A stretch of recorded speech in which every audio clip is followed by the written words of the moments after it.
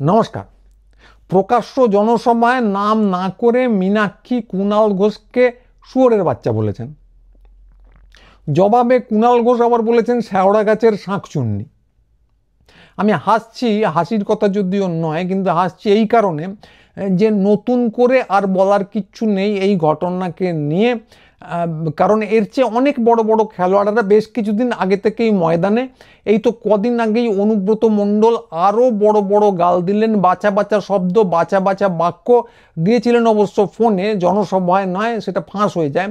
কিন্তু জনসভায় দেবার লোকেরও তো কিছু অভাব নেই। এই তো শুভেন্দু তো কতবারই কত কিছু বললেন, কাঁচা কাঁচা বাঁচা বাঁচার শব্দ। আরও অনেকে বললেন, এই মুহূর্তে বলার সময় আমার মনে পড়ছে না, কিন্তু এই তালিকা প্রবল। এবং এদের যে সমর্থকরা, এরা এখন লাফিয়ে ঝাঁপিয়ে পড়ে যে কোনো গালাগাল শুনলেই বলেন কি করেছো গুরু, বেশ করেছো, এরকম আরও দাও। নিন্দে ফিন্দের তো ব্যাপারই নেই, পারলে বলে দেন যে এই একবিংশ শতাব্দীতে রাজনৈতিক সংস্কৃতির পিতা হলেন রদ্দুর রায়। বলেননি এখনো, যে কোনো সময় বলে দিতে পারেন। তো ফলে কালকের ঘটনায় আর নতুন করে বলার কিছু নেই। আমার শুধু ব্যক্তিগতভাবে মনে পড়ছে দুজনের কথা, বেচারি তাপস পাল এবং তারও আগে বেচারি অনিল বসুর কথা। তো তাপস পাল বলেছিলেন যে ঘরে ছেলে ঢুকিয়ে দেবো, ক্যামেরা সেটা ধরা পড়ে যায়। আর অনিল বসু তো একজন রাজনৈতিক মহিলা নেত্রীর সঙ্গে যৌনকর্মীদের তুলনা করে নানা মধুর বাক্যালাপ করেছিলেন। তো তখন তাদের পক্ষে কেউ দাঁড়াননি, তখন তারা খুব নিন্দার যোগ্য, নিন্দার পাত্র হয়ে গিয়েছিলেন। তা এখন যদি হতো, এখন হলে নিশ্চয়ই সমর্থক যে কুল আছে তারা তাদের পক্ষে দাঁড়িয়ে পেশি ফুলিয়ে বলতেন যে কি করেছো, দারুণ করেছো, এরকম আরও দুটো কথা বলো। এবং দলের যে নেতারা আছেন তারা হয় সমর্থন করতেন কিংবা কৌশলে চুপ করে যেতেন। ফলে ওদের এখন কিছু আর হতো না।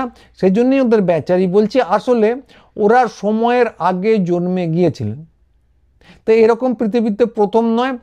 চার্লস ব্যাবেজ, আপনারা জানেন যে কম্পিউটার যিনি আবিষ্কার করেছিলেন, তারও এরকম হাল হয়েছিল। বাইনারি কম্পিউটারের যে সাধারণ টেকনোলজি, সেটা তখন আবিষ্কার হয়নি, তার আগেই উনি গিয়েছিলেন কম্পিউটার বানাতে।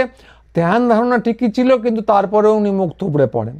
তো লিওনার্দো দা ভিঞ্চি, তিনি এরোপ্লেন বানাতে গিয়েছিলেন, কিন্তু তখনও ইঞ্জিনই আবিষ্কার হয়নি। ফলে ওনার ধ্যান ধারণা ঠিক থাকলে ওনার আবিষ্কারটা আর কখনো ওড়েনি। ফলে এরকম মহাপুরুষ প্রাতঃস্মরণীয় ব্যক্তিদের ক্ষেত্রে হয়ে থাকে, যারা সময়ের অনেকটা আগে এগিয়ে গেছেন। তো অনিল বসু বা তাপস পালের কথা যদি বলেন, তারা অনেকটা আগে জন্মে গিয়েছিলেন। এখন যদি ওই খিস্তিগুলো দিতেন, তাহলে নির্দ্বিধায় বলতে পারতেন যে কে বললো খিস্তি দিয়েছি। কারণ কি? কারণ এখন একটা নতুন টেকনোলজি এসে গেছে, যার নাম সাবভার্সন। তো সাবভার্সন মানে হচ্ছে যে, খুব সোজা ভাষায় বলতে গেলে, যে চালু যে কথাবার্তা আছে সেগুলোকে একটু নেড়ে চেড়ে ঘেটে ঘুটে উল্টে পাল্টে দেওয়া। তো এইটা এখন একটা ইনথিং হয়ে দাঁড়িয়েছে। তারা ওই শব্দটা কায়দা করে প্রয়োগ করতে পারতেন, বলতেই পারতেন যে কে বললো খিস্তি দিয়েছি। আসলে আমরা তো সাবঅল্টার্নের ভাষায় কথা বলছি, নিম্ন বর্গের ভাষায় কথা বলছি। নিচুর তলার মানুষ তো এইভাবেই কথা বলে থাকেন। তাদের যে অভিব্যক্তি সেটা আমরা প্রকাশ করছি নিজেদের গলায়। বলে ফটাস করে নবারুণ ভট্টাচার্যের একটা উদ্ধৃতি দিয়ে দিতেন। তো সেই সময়ে যারা নিন্দে করতেন, নারীবাদী হন বা খুব প্রগতিশীল লোকজন, তাদের আর এখন আপনারা দেখতে পাবেন না, তারা হাওয়া হয়ে গেছেন। কারণ ওই যে নবারুণ ভট্টাচার্যের একটা উদ্ধৃতি দিয়ে সাবঅল্টার্ন বলে একটা ইংরেজি, সাবঅল্টার্ন নয়, সাবভার্সন বলে একটা ইংরেজি কথা বলে দেওয়া হলো। এই ইংরেজি কথা বলে দিলে সে কিন্তু একটা ভয়ঙ্কর ব্যাপার। ফলে তারা এখন সেই সিন থেকে হাওয়া হয়ে গেছেন। এখন তারা শুনলে কি করতেন, যে সমজদার যে সমস্ত লোকজন আছেন প্রগতিশীল, তাদের হাততালিতে জগৎ ফেটে পড়তো।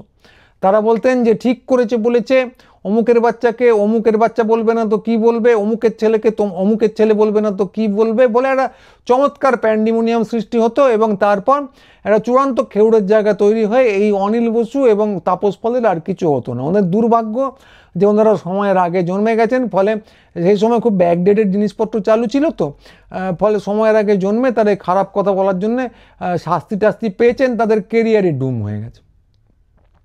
তো না, আপনি এই সাবভার্সন নিয়ে নানা কথা বললাম বলে ভাববেন না যে সাবভার্সন নিয়ে আমার কোনো সমস্যা আছে। সাবভার্সন নিয়ে আমার কোনো সমস্যা নেই। ওই যে বললাম, একটা ঘটনা, একটা ন্যারেটিভ, একটা বিবরণ, একটা প্রতিবেদন আছে, তাকে নেড়ে চেড়ে উল্টে পাল্টে দেখা, ঘেঁটে দেওয়া, এইটা একটা চমৎকার টুল, এটা একটা চমৎকার কলকবজা, যেটা নানা কাজে, খুব ক্রিয়েটিভ কাজে, সৃজনশীল কাজে ব্যবহার করা যায়, সমালোচনার কাজে ব্যবহার করা যায়, নানা ক্ষেত্রে ব্যবহার করা যায়। কিন্তু কথা হলো সাবভার্সন খিস্তি নয়। সাবভার্সন হচ্ছে একটা কম্পোজিশন, একটা শিল্প, একটা ক্রাফট, একটা নির্মাণ পদ্ধতি।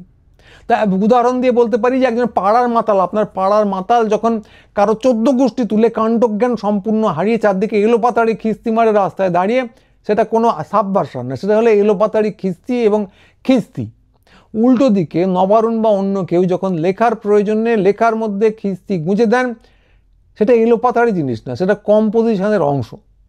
তো বাঙালি যে বুদ্ধিজীবীরা আছেন তাদের খুঁড়ে খুঁড়ে নমস্কার, বাঙালি যে শিক্ষিতরা আছেন তাদেরও খুঁড়ে খুঁড়ে নমস্কার। তারা এই পুরো কম্পোজিশন, এই শিল্প, এই সমালোচনার পদ্ধতি, এখান থেকে আসলে পরমহংসের বংশধর, এরা পরমহংসের মতো শুধু খিস্তিটুকু তুলে নিয়েছে। তো আমার মনে আছে যে দেবেশ চট্টোপাধ্যায় ফ্যাতাড়ুয়ে নাটক করেছিলেন, এখনও করেন, নবারুণ ভট্টাচার্যের লেখা নিয়ে। তো সেই নাটকটা দেখতে গিয়েছিলাম একবার, শহর কলকাতায় একটা খুব চমৎকার প্রেক্ষাগৃহে, শহুরে দর্শক, ছুটির দিন ছিল, হল ভর্তি ছিল এবং নাটকটা চমৎকার, আদ্যপান্ত চমৎকার কম্পোজিশন। কিন্তু দেখি হল ভর্তি শিক্ষিত শহুরে দর্শক হাততালি মারছে কেবল এবং কেবলমাত্র যখন খিস্তি আসছে। তা দর্শক হাততালি মারবে, এতে খারাপ কিছু নেই, দর্শকের নানা জায়গায় ভালো লাগতে পারে, একটা চমৎকার কম্পোজিশন, তার নানা অংশ আছে, যেখানে ভালো লাগবে সেখানে হাততালি মারবে, সেটা খিস্তিও হতে পারে, অন্য জায়গায় হতে পারে। কিন্তু আমি হতবাক হয়ে দেখলাম যে শিক্ষিত দর্শকদের শুধু ভালো লাগছে খিস্তিটুকুই, আর কোথাও কোনো হাততালি নেই। তো দেবেশদাকে জিজ্ঞাসাও করেছিলেন সেই বিষয়টা, এটা ঠিক কী কারণে হচ্ছে, কিন্তু খুব সদুত্তর পেয়েছি তা নয়। সাবভার্সন বলতে যে একটা সেকশনের মানুষ, একটা অংশের মানুষ যদি কেবল এবং কেবলমাত্র খিস্তিই বোঝে, তো তার কেই বা কী ব্যাখ্যা দেবে? একদল মানুষের মস্তিষ্ক কেন হাঁটুতে, শিক্ষা দীক্ষার পরেও মস্তিষ্ক কেন হাঁটুতে, কেন তারা কুপমণ্ডুক হয়ে বসে আছেন এবং তারা যা ভাবছেন তারপরেও বলছেন সেটাই নাকি মোক্ষ, সেটাই নাকি আসল ব্যাপার, এই চিন্তা ভাবনা কোথা থেকে আসে?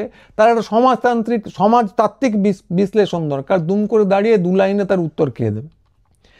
তো খিস্তি নিয়ে এত কথা বললাম, এটাও বলে রাখা ভালো যে খিস্তি নিয়ে আমার আলাদা করে বিশেষ কিছু সমস্যা নেই। ব্যক্তিগতভাবে আমি যে কলেজটায় পড়েছি সেটা হলো বি কলেজ, খিস্তির জন্য বিখ্যাত ছিল, খিস্তি সেখানে গাভীর মতো চড়তো, ফলে আলাদা করে ছুতমার্গ কিছু নেই। কিন্তু কথা হলো খিস্তি খাস্তার তো একটা স্থানকাল পাত্র থাকবে। আপনি বন্ধু বান্ধবের মধ্যে খিস্তি মারছেন সে একরকম, আর ক্লাসে গিয়ে মাস্টারকে বললেন কিরে বলে একটা 4 অক্ষর দিয়ে বললেন আমি এসেছি। তো এই দুটোর মধ্যে তো তফাৎ আছে। প্রথমটা হলো খিস্তি খাস্তা, দ্বিতীয়টা হলো পেশি প্রদর্শন। ফলে অন্যান্য নানা ক্ষেত্রেও আছে, খিস্তির কিছু স্থানকাল পাত্র আছে। তো শুধু শালীনতার জন্য নয়, কিছু কার্যকরী সমস্যাও আছে। তো আমাদের কলেজের কথাই যখন বললাম, আমাদের কলেজের 2টো হোস্টেল ছিল, আমরা যেটাতে থাকতাম, আমি তার মধ্যে একটায় থাকতাম, নম্বর দিয়েছিল 7 নম্বর হোস্টেল আর 11 নম্বর হোস্টেল। তো তারা গভীর রাতে মাঝে মধ্যেই একে অপরকে প্রচণ্ড খিস্তি দিত, দলবদ্ধভাবে খিস্তি কম্পিটিশান বলা হতো তাকে।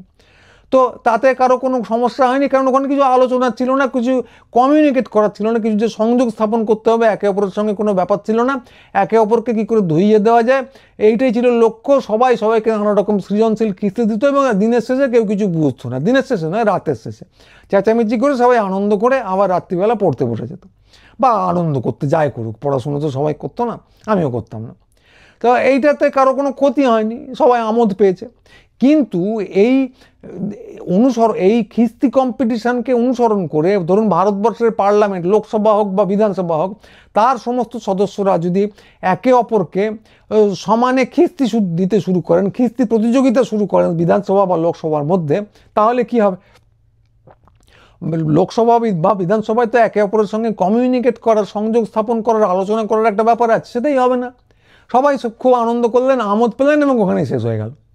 এবং তার চেয়েও যে বড় ব্যাপারটা হলো, যদি খিস্তি কম্পিটিশান চালু হয় তাহলে সংখ্যালঘু বা বিরোধী যারা আছেন তাদের কোনো কথাই আর শুনতে পাওয়া যাবে না, কারণ সংখ্যাগুরুরা তো সংখ্যায় বেশি, তাদের গলার জোরও বেশি, ফলে তারা সব সময় জিতবে। তো ব্যক্তিগত অভিজ্ঞতা থেকে আমি জানি যে নানা ফোরাম তো ইন্টারনেটে চালিয়েছি, জানি যে কোনো ফোরামে, যে কোনো জায়গায় আলোচনা যদি একটা বার না থাকে, একটা নৈতিক মানদণ্ড না থাকে, যদি অবাধ খিস্তির জন্য উন্মুক্ত করে দেওয়া হয়, তার একটাই নিট ফল হয় যে মেয়েদের সংখ্যা কমতে কমতে শূন্যে পৌঁছয়। কারণ একটি পুরুষ একটি মেয়েকে খিস্তি দিচ্ছে ওপেন জায়গায়, এবং একটি মেয়ে একটি পুরুষকে খিস্তি দিচ্ছে, এই দুটোর মাত্রা কিন্তু সমান নয়। যৌন আক্রমণটা মেয়েদের উপর অনেক বেশি হয়, ফলে শেষ পর্যন্ত মেয়েদের সংখ্যা কমতে কমতে শূন্যে পৌঁছে যায়। তো যারা তাদের এই ব্যাপারটাকে গ্লোরিফাই করতে ব্যস্ত, তারা নিজেদের মস্তিষ্ক হাঁটুতে রেখে দিন, ব্যক্তিগত ব্যাপার রিজার্ভ ব্যাংকে রেখে দিন, যেখানে খুশি রাখুন, মাটির তলায় পুঁতে রাখুন, কোনো অসুবিধা নেই। শুধু এইটুকু মনে রাখবেন যে খিস্তি শুধু ক্ষমতাহীনের সাবভার্সন নয়, ক্ষমতাবানেরও অস্ত্র। ওটা মেয়েদের ক্ষেত্রে ব্যবহার করা যেতে পারে, দুর্বলতর অংশের ক্ষেত্রে ব্যবহার করা যেতে পারে, এবং যে কোনো আলোচনাকে ভণ্ডুল করে দেওয়ার জন্য ব্যবহার করা যেতে পারে, এবং সেটা ক্ষমতাবানও কিন্তু ব্যবহার করতে পারে। তা এই জন্যই, শুধু এই কারণেই, কোনো নৈতিক ছুঁতমার্গ বা নীতিবাগীশতার জায়গা থেকে নয়, এই কারণেই পাবলিক স্ফিয়ারে জনতার দরবারে, অন্তত ইন্টারনেট বা লোকসভা বা জনসভা এই সমস্ত জায়গাগুলোতে খিস্তি দেওয়ার আমি ব্যক্তিগতভাবে বিরোধী। কারণ সেটা আলোচনা স্পিরিট যেটা, সেটাকে সম্পূর্ণভাবে ভেঙে চুরে খান খান করে দেয়। বন্ধু বান্ধবদের সঙ্গে কথা বলা, পরিচিত বৃত্তে কথা বলা, সেটা সম্পূর্ণ আলাদা ব্যাপার। তো এই যে দুটো তফাৎ আছে, সেটা আমরা দীর্ঘদিন ধরে জানি। আমরা বন্ধু বান্ধবদের সঙ্গে একরকম করে কথা বলি, পরিচিত বৃত্তে একরকম করে কথা বলি। মিটিংয়ে আমাদের সময় একটা চালু ঘরানা ছিল যে মিটিংয়ে সবাইকে আপনি বলে কথা বলবে। তার কারণ হচ্ছে সেখানে তাহলে একটা ফর্মালিটির বোধ আসে। তো এই ধারণাটা আগেই ছিল, সবাইকে যে আপনি বলতে হবে তা নয়, কিন্তু এই ধারণাটা আগে ছিল। কিন্তু এই ধারণাটা কিছুদিন ধরে খুব চেষ্টা চরিত্র করে ভেঙে দেওয়া হচ্ছে। তো নেটে যখন এলাম, প্রথম যখন নেট চালু হলো, আলোচনা শুরু হলো, এটা তখন থেকেই শুরু। এসে দেখলাম যে খিস্তি একটা বিরাট বড় ব্যাপার। তা আমি আমার কলেজের কথা আগেই বলেছি, সেখানে হরবকত খিস্তি দেওয়া হতো, কিন্তু সে দিয়ে যে কেউ ভয়ঙ্কর কিছু হনু হয়ে গেল এটা ভাবতো না। তো এখানে এসে দেখলাম খিস্তি দিয়ে হনু হয়ে যাওয়া যাচ্ছে। তা প্রথমে ভেবেছিলাম যে এই বেচারিরা ঠিক সময় কলেজে পড়তে খিস্তি কাজটা করতে পারেনি, তাই ছেলে মানুষই করছে বলে এইটুকু মেনে নেওয়া যাক। কিন্তু তারপর দেখলাম যে ব্যাপারটা এত সরল নয়, যে এটাকেই মাচোপনা বলে, মাচো একটা অ্যাপ্রোচ জীবনের, এইটা ঠাউরে গ্লোরিফাই করা শুরু হয়েছে। তো কেউ কেউ বলছে প্রাত্যজনের রুদ্র সঙ্গীত, কেউ কেউ বলছে শতজল ঝর্নার ধ্বনি, কেউ কেউ বলছে মাটি খুঁড়ে পাওয়া গুপ্তধন, আর কেউ কেউ ইংরেজিতে বলছে সাবলটান। তাই এইটা অনেককাল আগে থেকেই চালু হয়ে গেছে। এবং আগে যেটা বললাম যে মাচোপনা, আগের দিন, আজকে বলিনি, আগের দিনের একটা আলোচনায় বলছিলাম যে মাচোপনা কিন্তু এমনি এমনি আসে না, এগুলো তৈরি করা হয়। তো দুটো দিক থাকে, একটা হচ্ছে স্থানীয় দিক, যেখানে লোকাল নেতারা ছেলেপুলেকে উস্কে দিচ্ছেন যে কিচ্ছু হবে না, তোরা মন্দির আনন্দে খিস্তি দে, আলোচনা ফলোচনা গোল্লায় যাক। উল্টো দিকে সমাজের যে সাংস্কৃতিক ঘরানাগুলো, তারা ওই একই জিনিসই ইনপুট দিচ্ছে যে গভীর আলোচনায় যেও না, কিস্তি দিয়ে সস্তায় কিস্তিমাত করে দাও। তো ফলে দুদিক থেকে এই ব্যাপারটা আছে, এবং তাতে এটাই ক্রমশ ইনথিং হয়ে গেল। কারণ আমি দেখেছি যে বুড়ো ধাড়িরা, নেতারা, তারা জানেন না ফানেন না এরকম কিছু না, সমস্ত দিকের নেতারা, তাদের ক্যাডাররা, ছেলেপুলেরা যখন চারদিকে খিস্তি দিয়ে উদ্ধার করে দিচ্ছে, আলোচনাকে ভণ্ডুল করে দিচ্ছে, তারা তাদের পিছন থেকে হয় চুপ করে আছেন, এখনও দেখবেন, হয় চুপ করে আছেন, অনেক ক্ষেত্রেই হয় চুপ করে আছেন, কিংবা হালকা করে ইন্ধন দিচ্ছেন। তো এই ঘটনাটা খুব কেয়ারফুলি, খুব চেষ্টা করে করা হয়েছে, ফলে সেটাই ক্রমশ ইনথিং হয়ে গেল। সেক্স বুভুক্ষুরা দেখবেন সেক্স নিয়ে যেমন করে থাকে এই ছেলেপুলে, ফলে এরকম একটা তৃষ্ণার্থের মতো খিস্তি নিয়েও তাই করতে শুরু করলো। এবং নানা পক্ষের অকুণ্ঠ সমর্থনে খিস্তি না করাটাই ক্রমশ আনস্মার্ট ব্যাপার হয়ে গেল, আর খিস্তি করাটাই হয়ে গেল মোক্ষ। তা নিজের চোখে জিনিস দেখা, যে রাজনৈতিক তরুণ তুর্কিরা যে কোনো দিকের কিন্তু মেয়েদের গুছিয়ে খিস্তি করছে, আর বুড়ো ধাড়িরা সেটা খুব আমোদ পাচ্ছে, এটা অত্যন্ত সাধারণ ব্যাপার হয়ে গেল। আমোদ পাচ্ছে শুধু নয়, এদের কাউকে কিন্তু ছেড়ে দেবেন না, এরা সমস্ত জিনিসটা জানতো, যে কোনো দিকে ডান বাম সবাইকে ধরে বলছি। রাজনীতিবিদরা, নেতারা এটা এনজয় করেন, কৌশলে এড়িয়ে যান, অথবা প্রশ্রয় দেন, এই জিনিসটা করে থাকেন। ফলে এটা অত্যন্ত সাধারণ ব্যাপার হয়ে দাঁড়িয়েছে, এবং পুরো আলোচনাটাই খেউড়ে পরিণত হয়েছে। একটা সময় লেনিন সংসদকে বলেছিলেন খোঁয়াড়, কিন্তু এখন যেটা হয়ে দাঁড়িয়েছে, এই রাজনৈতিক নেতাদের এবং যে সাংস্কৃতিক যে লিডাররা আছে, টিভি ফিভি চালান, তো তাদের বদান্যতায় এই পুরো সমাজ ব্যবস্থার সমস্ত আলোচনায় খোঁয়াড়ে পরিণত হয়েছে। তো সে যাই হোক, যেটা তাদের ব্যাপার, তারা করেছেন, আমার কথা আমাকে বলতে হবে। এইটা কিন্তু আগেও বলেছি, এখনও বলেছি যে আমার ব্যক্তিগতভাবে পুরনো অভ্যাসকে ছেড়ে আসার কোনো কারণ আমি দেখিনি। কারণ আমি এখনও মনে করি, আগেও মনে করি, আমি মনে করি এবং আমরা মনে করি যে খিস্তি কোথাও কোনো আলোচনার পক্ষে সহায়ক কিছু নয়, বরং এটা আলোচনাকেই গোল্লায় তুলে দেয়। আলোচনা বলতে আমরা এখনও মত বিনিময় বুঝি, টিভি থেকে বলিউড, শিক্ষিত থেকে টলিউড, অদলীয় থেকে রাজনৈতিক, বাকি সবাই যদি আলোচনার নামে পেশি শক্তির মাচোপনার সংস্কৃতি তৈরি করেন, যদি তৈরি করেন সেক্ষেত্রেও আমরা উল্টো দিকেই থাকব। কারণ কথাটা খুব পরিষ্কার, খিস্তি দিয়ে পাবলিক স্ফিয়ারে বিপ্লব তো হয়ই না। আপনি ভাবলেন আপনার অনেক ভিউ হচ্ছে, কিন্তু আসলে 4টি লোক হাসানো হলো, লোকে থেকে খুব আমোদ পেল, রাজনৈতিক বার্তা এক ফোঁটাও গেল না, 4টি কুচ্ছ হলো, এবং তার চেয়েও বড় কথা যারা সংখ্যালঘু তাদের বার্তা কোথাও গিয়ে পৌঁছলো না। ফলে যে যেখানে যত খুশি মদত দিন, রাজনৈতিক নেতারা চুপটি করে বসে থাকুন, প্রচ্ছন্ন সমর্থন দিন, আর সমর্থকরা পেশি শক্তি ফলিয়ে সব ঠিক আছে এরকমই করো গুরু বলে যতই বাহবা দিক, আমরা সেটার পক্ষে থাকবো না, উল্টো দিকে কথা বলবো। তো এই কথাটা আমরা বললাম, চারদিকে আপনি শুনতে পাবেন না, কারণ সমাজ তো ভীষণভাবে মেরুকরণ হয়ে গেছে। একদল ভাবছে যে, এবং সকলেরই কোথাও না কোথাও টিকি বাঁধা আছে, একদল যারা ভাবছে যে অমুক খিস্তি দিয়ে খুব ভালো করেছে, তারাই আবার উল্টো দিকের খিস্তির নিন্দা করছে, আবার উল্টো ক্ষেত্রেও সত্যি।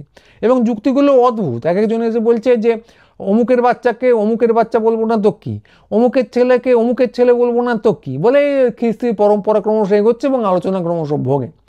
তো এইটার কেউ সর্বাত্মকভাবে নিন্দে করবে না, কারণ সবাই কেউ না কেউ কোনো না কোনো পক্ষ নিয়ে বসে আছে, টিকি কোথাও একটা বাঁধা আছে। আর গদি মিডিয়া তো করবেই না, কারণ গদি মিডিয়ার টিকি কোথায় বাঁধা আছে সে সবাই জানেন, ওর নিয়ে কথা বলাই অর্থহীন। তো আমাদের টিকি যেহেতু বাঁধা নেই, আমরা এটা নিয়ে কথা বলছি, আজকে বলছি, ভবিষ্যতেও বলবো। এবং আপনারা যদি একমত হন, অতি অবশ্যই এই বার্তাটা নানা দিকে ছড়িয়ে দিন। রাজনৈতিক নেতাদের এবং সংস্কৃতির পাণ্ডাদের জানা উচিত এটা মানুষ সমর্থন করছে না। তো এই বার্তাটা চারদিকে ছড়ান, এই নিয়ে কথা বলুন, এবং অতি অবশ্যই আমাদের চ্যানেল সাবস্ক্রাইব করুন, আমাদের সঙ্গে কথোপকথনে আসুন, সাইটে যান, লিখুন। এইভাবে কিন্তু আমরা একটা সুস্থ সংস্কৃতিকে উঁচুতে তুলে ধরতে পারি। তো আজকে এইটুকুই, পরের ভিডিও নিয়ে আবার খুব তাড়াতাড়ি আসবো। আজকের মতো নমস্কার।